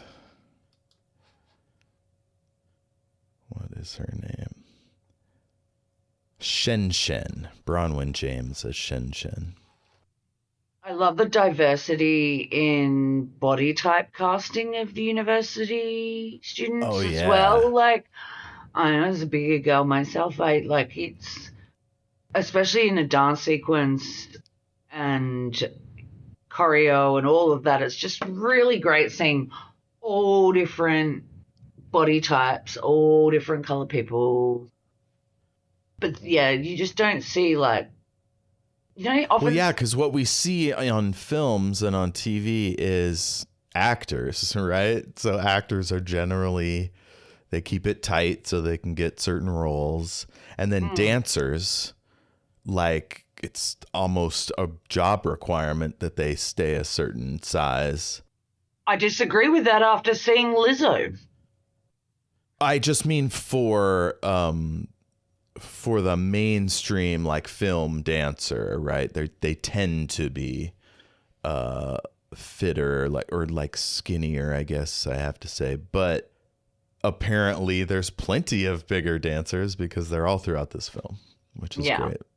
And you can be fit and athletic and be of a larger body type. I mean, Chris Farley was like, a legendary Fall About Dance Man guy, Yeah, there you go. So yeah, Galinda is the last to see Elphaba, and she's less horrified and more like intrigued. Now, do you chalk that up to like she's just interested in a mystery, like unique thing, or is she like physically or emotionally drawn to Elphaba? I think it's neither. I think her entire motivation, and certainly the first half of this film, up until at least the Oz Dust Ballroom, is to consistently place herself at the center of everything, in the center of attention. And Elphaba is getting attention because she's green, and so Glinda immediately jumps in to make it about her, and she's like, I plan on studying sorcery. I will make you not green. That's right. Oh, that's so fucked up. It is all about Glinda centering herself. On my notes, it says Galinda said some ignorant ass shit about her skin problem. Can you even imagine? Like, I know magic doesn't exist in our world, so like there's no real analog here. But like, imagine going, oh, you're in a wheelchair. I can fix you. Like, what? Well... It's like RFK saying he can fix us autistics by sending us to a farm somewhere. Like, yikes. So there's going to be a major change in the second part. I'm like, can we put some sort of spoiler horn on here? Because I am about just one. Spoiler horn this moment because I need to talk about something that happens in the second act that's going to be different in the film from the play. In this film is the first time a woman, an actress in a wheelchair, in real life, plays Nessa Rose. Because in part two, well, in the second part of the stage show, the shoes get magicked to make her be able to walk. So it fits with the film because, like, she didn't have a chair when the house fell on her. Yes. So she goes from being in the wheelchair, and then the shoes. The reason the ruby slippers or the silver shoes are so important is because they are what enables Nessa Rose to walk. And so there's this whole, like, that is considered deeply problematic by the disability community, this, like, issue with the stage show, where she gets fixed by being able to walk. And John M. Chu's already said that they have made, so obviously they were going to with casting an actual woman in an actual wheelchair. Right. They can't make her walk. They could make her fly, though, like with a harness. I don't know what they're going to do. It's going to be different. Would the disability community be opposed to a disabled person flying? I think the problem is implying that she needs to be fixed. Right, yeah. That's the main issue as far as I'm aware. Like, obviously, my disabilities are not ones that affect my legs. So it's like, yeah, wanting to fix us with autism or something. I wouldn't want to be fixed. It's just nice to know. Yeah. Oh, my God. I don't think I need fixing. I think the thing I need fixing from is the trauma I experienced from growing up undiagnosed fucking autistic. That needs fixing. Absolutely. Absolutely. I think what I could say is maybe her wheelchair's under the house, you know, like when the house hit, she fell out of it. You know what I mean? Well, if the shoes are what makes her walk, then it makes sense that, like, taking the, you know, why she's wearing them and why it's so important to Elphaba as well. So I don't know what they're going to do. We'll find out in, like, November or whatever when the film comes out. I think they're going to make either her or the chair fly. I think that's the only way to get around, to keep that sort of theme in the thing without, especially because she is literally disabled. I think they're going to boot the theme. Like, that's the point. Like, apparently it's... Oh, just that whole storyline? Yeah, that she needs fixing in any way. I'm pretty sure But they do read hit it a interview. little bit in this. Every once in a while, you get a sense of, like, they acknowledge that there's something different about her. You know what I mean? But she always wants to be independent. It's constant that there's that moment where which we're about to get up to, where they go to push her. Someone goes to push her and she's like, no, don't, I can do it myself. Oh, that terrible lady. And that tips Elphaba over into Angerland. So Galinda whips her hair about, and then Elphaba says, offering to help someone you don't know with skills you don't have, I'm sure everyone is duly impressed. I love it. Exactly what it is. She is. That's who she is. She's so deluded and so into herself that she's like, of course I can do it. Glinda is the epitome of privilege in that way in the early part, I think. Because she literally just expects every door to be held open for her. Ugh, so gross. So Daddy Throp brings in Nessa Rose, and Elphaba says she's a perfectly respectable color. Yeah, and that's the moment I was talking about before. It's brilliant. Now, Galinda's toadies, they must have known each other from back home, right? No, this is just first day of school bullshit, like standard bullshit. Like, we're a whole bunch of people all moving in, like. But you just collect two people and then that's it? Like, I would be like, who are you? Like, why are you coming at me? Why have I chosen you two out of all these other... No, I guess it's just because they're the most toady-ish. Yeah. It's the fact that she expects this from everyone. Yeah. She really does. She expects it from everyone, and she... So it doesn't even occur to her, like, of course. Of course, because that's the way life's been for her. Oh, one thing, Fanny, the guy, he says, I don't see color, by the way. Ugh, it's just classic little, it's like a 90s reference almost. Oh, yeah, definitely. So Daddy Throp gives Nessa a gift. It opens up and it's got the ruby color on the inside of the box, which I think was a nice touch. And then it sets off the silver shoes. He says they belong to their mother. Mm. Does nobody know these shoes are magical? They're not magical yet. Oh. They don't become magical. That's the bit I was talking about. Elphaba puts a spell on because Nessa Rose comes in and is all like, you wouldn't do anything to help your sister to not be in a wheelchair, blah, blah, blah. There's a whole bunch of stuff with Nessa Rose and Elphaba in part 2, which is, I don't know how that's going to play out based on the comments I've read.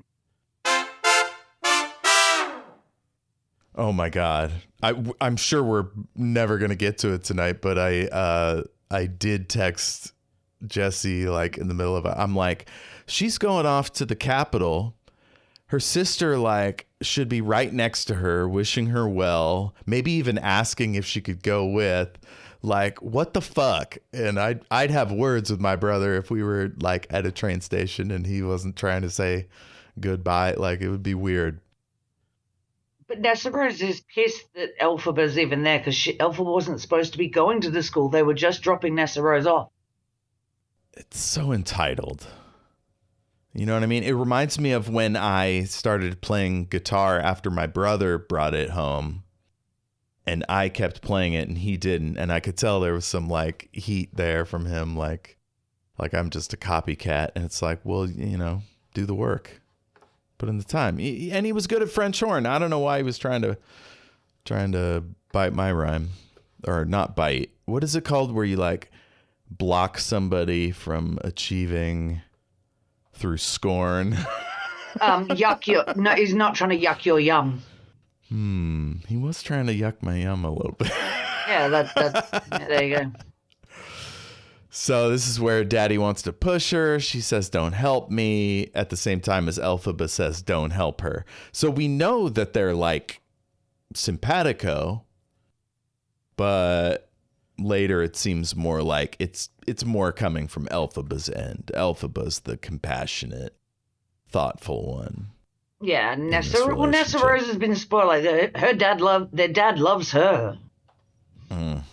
So gross. And she was really looking forward to it. She mentions, like, you know, this, I'm going to go off to Shiz University. I'm going to be independent. Because when the dad sends Elphaba after her to make sure she settles in okay, she's like, for God's sakes, go away. This is supposed to be my moment. I'm going to make my own friends. And I wouldn't be surprised if she resented Elfie for being there. And getting the scholarship or whatever with Madame Marble. So Daddy Throp tells Elphaba to help her sister get settled. He's being a real dick. Clear signs of emotional neglect here. And a weird obsession with what I call the, quote, normal child. In my family, it was flipped. Like, I was the normal one and my brother was the one with all the problems or the, you know, whatever, the more obvious issues. But Mom was obsessed with him. I have zero take on this because I'm an only child. Oh, God. Yeah, of course. I'll be the sibling guy here. So next up, we meet the deans of the school. There's Dr. Dillamond, the history professor, who's a goat. Dean of Sorcery Studies is Madame Morrible. And, gosh, who else is there? Oh, I guess Madame Morrible gives the welcome. We have nothing but the highest hopes for some of you. Awkward. I know I speak for my fellow faculty members when I say we have nothing but the highest hopes for some of you. This is a school that's not afraid to wear its elitism on its sleeve. Definitely Oh, not. by the way, I think Shiz is a terrible name. Oh, thank you. I hate it so much. I was reading the book and I was like Googling and stuff, like McGuire. Yeah, McGuire explained like kind of the thought process, how he got to it. He didn't want it to sound like a typical Western name. Shaz, like. Yeah, I was like, it's trying to be an Oz pun, but it's not. Sound. Yeah, the shit is what hangs me up. I've hated it. I remember, I have a very clear memory of sitting there in the stage show, like going, it's called what? Shiz. We learned Galinda's last name is Upland, and she goes up and tries to talk to Madame Morrible. Wants to get into her sorcery seminar. She says, perhaps you recall my essay, Magic Wands, need they have a point? Oh my God. Did you go to college? The bubble. No. I moved out of home when I was 16. All I cared about was paying my rent. Okay. And the job I have now, like there's equivalent degrees, but I got it all through RPL, which is recognition of prior learning. Yeah, cool. So a thing you come across is people writing papers trying to like stand out and be different by just having a ridiculous, obviously wrong take and a provocative title. So I recognize this from college. And then Morrible says, I don't teach my seminar every semester. Of course, if someone very special were to come along.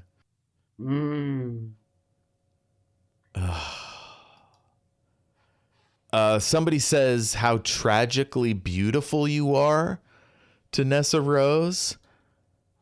Oh, it's this mean lady. How tragically beautiful you are. And I'm like, wow. To a woman in a wheelchair, like, yikes. I think they're really like trying to fix the thing that the disability community finds problematic. That's good. That's good. And then Elphaba says, like, what does she say? I'm beautifully tragic. Yeah. Let's see. I'm the other daughter. I'm beautifully tragic. That's great. So the lady is scared of her. She's just awful. Terrible. Ugh. Sorry, I'm just watching her and hating her. Not to fret, just a slight gulch. Is that a reference to Mrs. Gulch? Gotta from be. The 39? We'll find someplace to hide you. I mean, house you. Oh my God, she's so awful. House you. That's what you do with, like, what, refugees? Mm-hmm. Well, not if you're the Australian government. I believe that word is in prison. Oh, Jesus. Oof. Sorry, I couldn't resist. Ugh. My friend... Patients, maybe? Patients at a hospital? Do you house them? I'm not sure. So, we may have to call it soon-ish. Oh, God. We made it 23 minutes.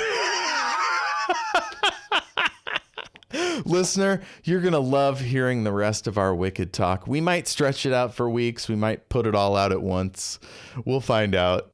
I think we front-loaded... I think this happened with Willow too, where we front-loaded a lot of the themes of the overall... Yeah. In the first episode, and then we smashed through we smashed through the second episode with more of the action as it's happening, and I have a feeling that might happen similarly with this. Hell yeah. So the last thing we'll mention is that lady tries to push Nessa Rose. Elphaba goes, "Rah!" And like everybody goes flying. She flies up and...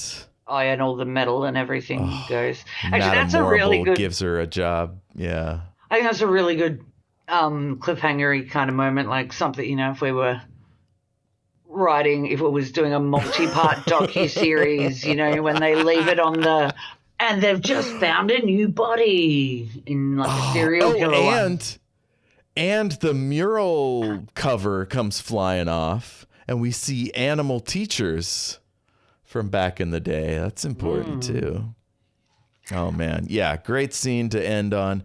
Listener, gosh, do we need to do recommendations, or should we do that all at the end? What do you think? Well, I would recommend everyone go and watch Em Rusciano's interview with Cynthia Erivo and Yes. Ariana Grande. I mean, we did do a good 10, 15 on our favorite films at the top. No wonder we've gotten barely anywhere into this. So definitely watch Muriel's Wedding. Definitely watch Priscilla.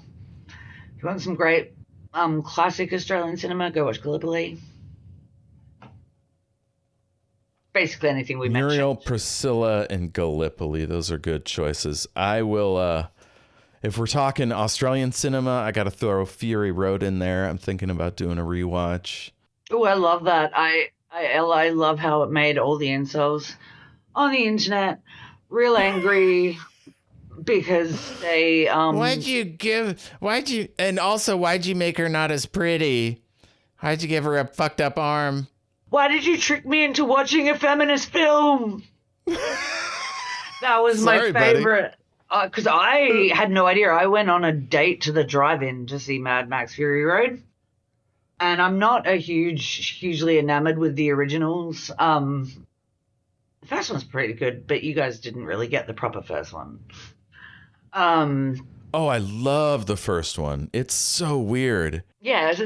It's like close to where we are now in the States, where like as soon as things break down, you can expect to be taken out by some bandits. You know, it's just going to happen eventually.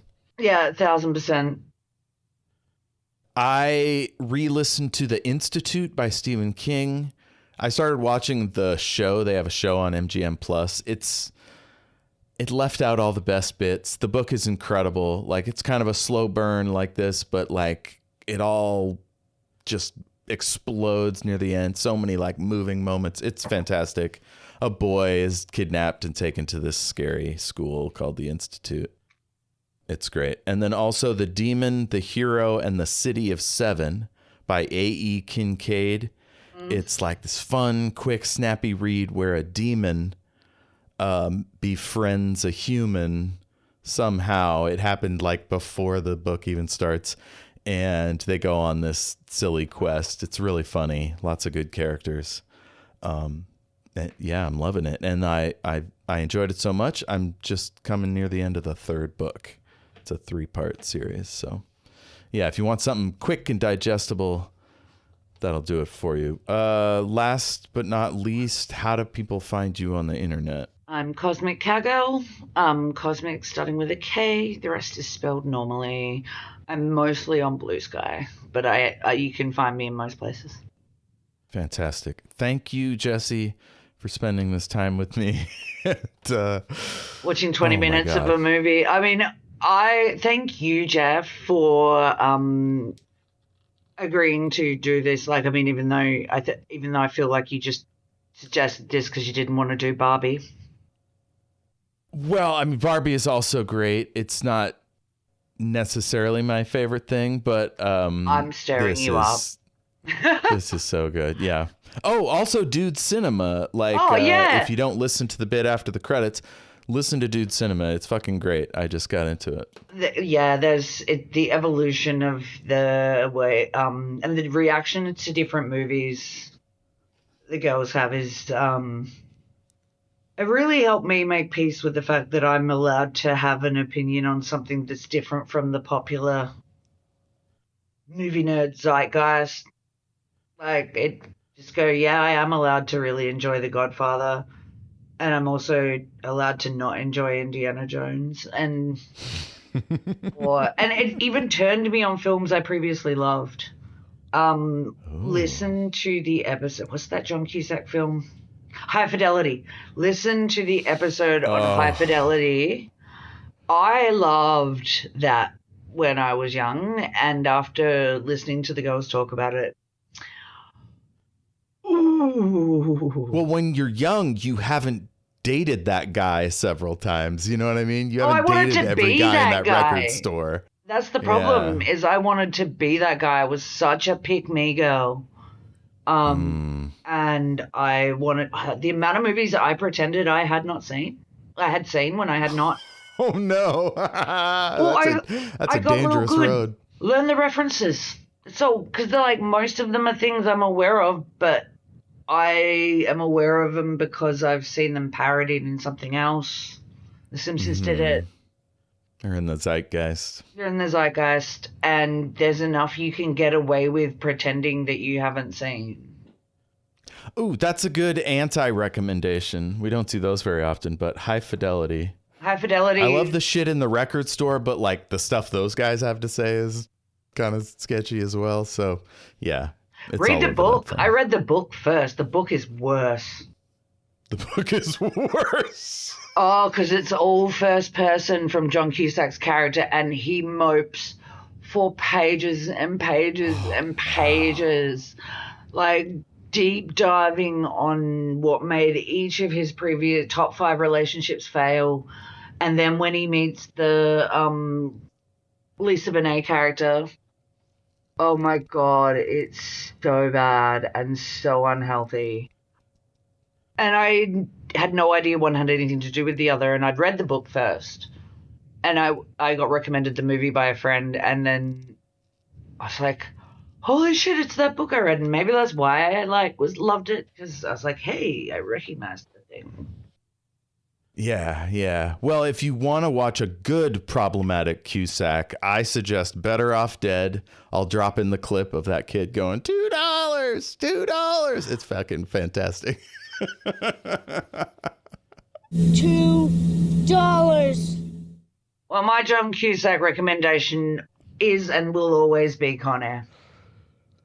Oh, Con Air. Still haven't seen it. I'm trying really hard not to do movie you right now. What?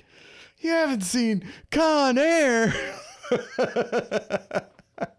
I know, it's got Malkovich, it's got Cage, it's got all sorts of great people. It's got Colm Meaney. It's freaking Colm Meaney.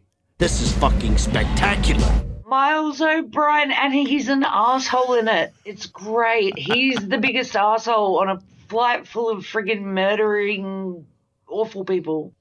His character, who's a cop, is the worst, and it's so funny. This is fucking spectacular. Well, I'm sure I'll see that one eventually. All right.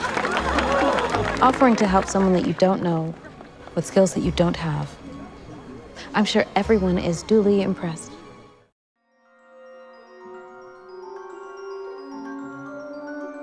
A huge thanks to James Lark of jameslark.co.uk for providing our wonderful theme song.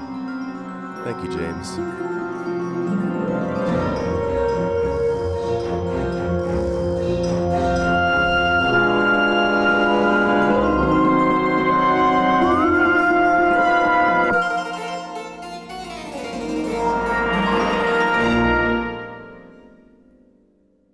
Give me all the entertainment questions. That's why I like the 90s version, because there are 2 entertainment categories and they fucked off science. It's the best.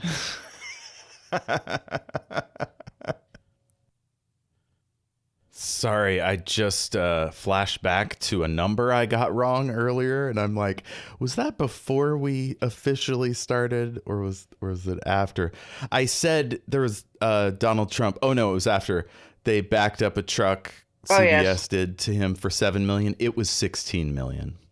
Just want to correct that number. All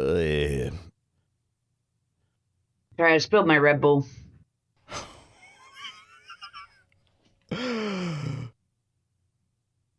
And because I kind of felt like you were giving it, you suggested doing this one to make up for making me watch The Wall.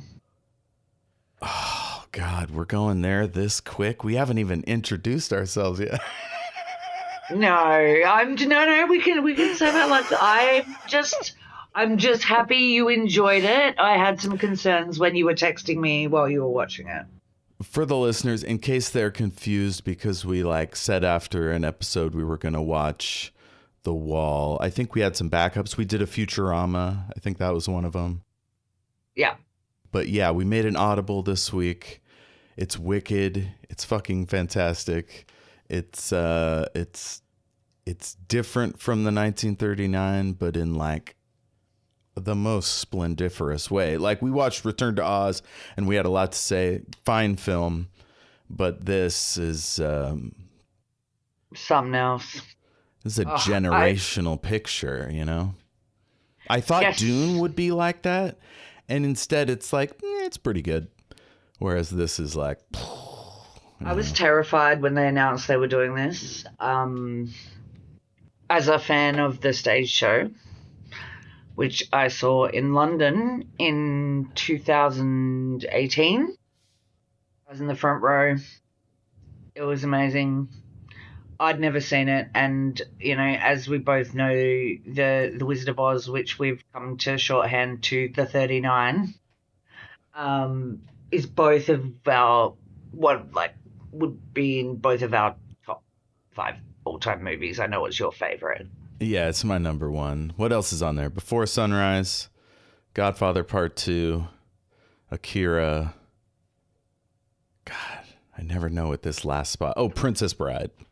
Yeah, I rotate the last spot as well, and Princess Bride is one of the ones I rotated. Now, mine are Eternal Sunshine of the Spotless Mind, which, dedicated listeners will know. Silver Linings Playbook, which we will probably never do for the pod because it's not speculative fiction. But I love it. It's great. Everything Everywhere All at Once, which I'm constantly hounding you to do for the pod. Oh. And I love that film so much. And then for there's shorthand, can we call it every going forward? Or is that annoying? I'll think about it. We'll figure out some shorts. Everyone's. I quite like that. Everyone's. I mean, okay. We just call it Michelle Yeoh's a badass, really. MYIAB. Oh, it's so annoying when I'm talking to people via text and because one of my standard, dating app questions to try and generate conversation are, what are your top 5 favorite films? And I used to be able to just write them with a comma in between, but now you can't do that. I've got to put the quotation marks around each one because it doesn't read well because of the required commas in Everyone's. So it's minor typing annoyance. Anything I can do to reduce keystrokes, I prefer. But could it be everywhere? Are there? Or no, it's Everything. There's probably other movies called Everything. Yeah, I know. Everyone's. We'll stick with that for now.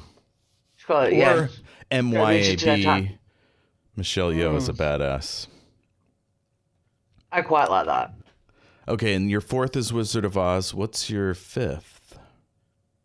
Well, this is what gets rotated in and out, right? So it's Labyrinth, The Princess Bride. It's whatever pops into my head. Sometimes I'll throw the entire Back to the Future trilogy just as its own. B2F. Hell yeah. That is, the whole complex issues with That's the time travel. Of love. I love that so much. I started calling that the trilogy after watching.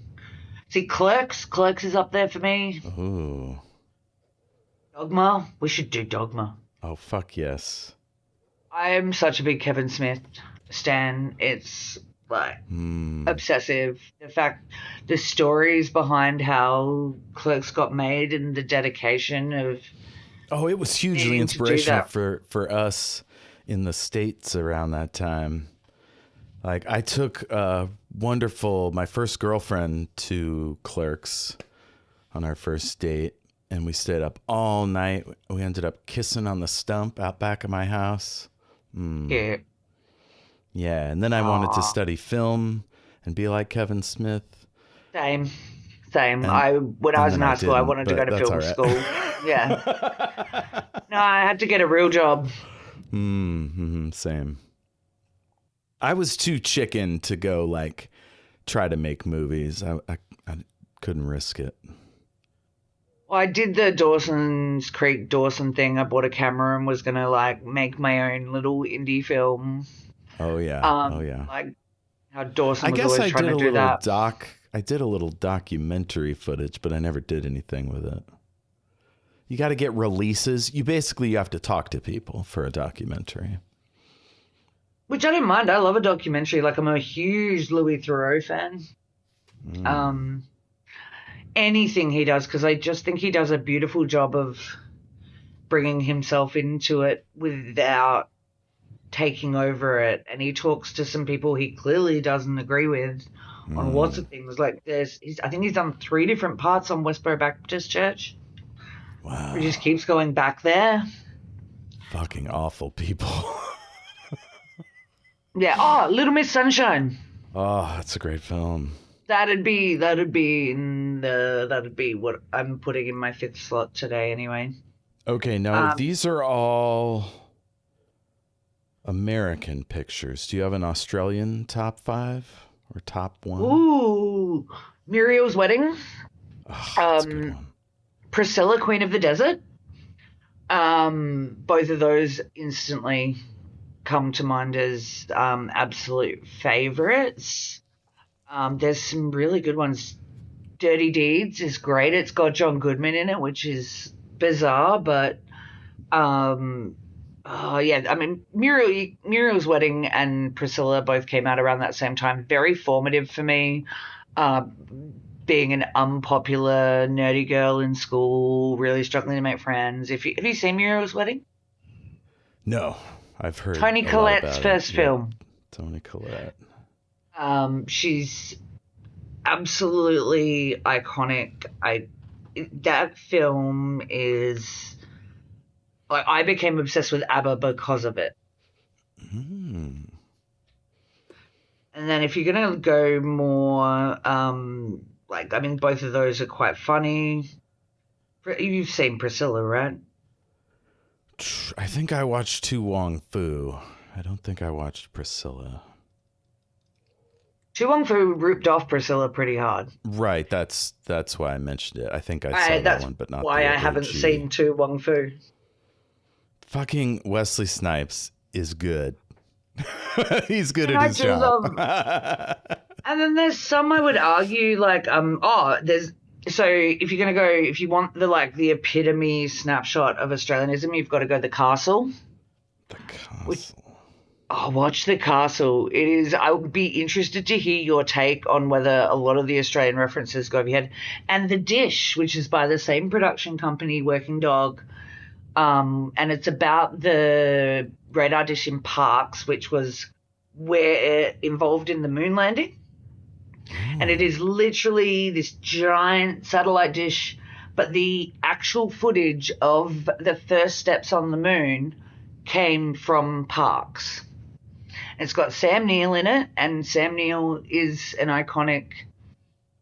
I can't remember whether he's actually Australian or whether he's he's a Kiwi that we've just taken as one of our own. We do that. But then you could also argue something like Romeo and Juliet, because Baz Luhrmann is one of my favorite directors. Moulin Rouge. Okay, now I do enjoy Strictly Ballroom a lot. All right, perfect. Yes, Strictly Ballroom would be in my top 5 Australian films for sure. It's iconic. Even with Paul Mercurio's less than stellar acting, he was absolutely hired for his dancing ability, not his acting ability. I will watch that. It makes me cry every time. It's beautiful. Oh yeah, I like the cultural exchange. That's really moving. Love, of course. With the family, amidst all the Baz Luhrmann insanity. I love Baz Luhrmann, and I will. This is a hill I will die. I mean, the movie Australia, not great. It's Hugh Jackman and Nicole Kidman. Mm-hmm. If you want more dark stuff, Romper Stomper which is a very early Russell Crowe about skin. It's kind of like, yeah, it's about skinheads, racist skinheads. It's quite oh, and Rabbit Proof Fence, which I know we've talked about, is devastating and beautiful and all of the things. Like, I really love that. Breaker Morant is great. That was my dad's favorite. It's about in the Boer War, which was the last war Australia fought under the British Army in, I think, or maybe World War One. But they executed these guys for like court-martialing them for supposed crime, and it was the British Army executing Australian soldiers, so it was quite Gallipoli, young Mel Gibson, iconic. Now I've got the brain going. There's Are you looking at a list? Yes, I am looking at a list because I We need have to. so much to talk about. We should probably get the rest of that list next time. I think we've covered everything. One last one, Lion with Dev Patel, amazing. Ooh, he's good. Based on a true story. This Indian kid that got on a train and lost his family and was real young, got adopted in Australia, and about how he used Google Earth to find this one spot where he got on the train from like a 5-year-old's memory. And it's very good. And Dev Patel's Australian accent is beautiful. But yes. Okay, well, we are here today to talk about Wicked. But before we do, I just want to start the show. Yeah. We've just done a good 20-minute prologue.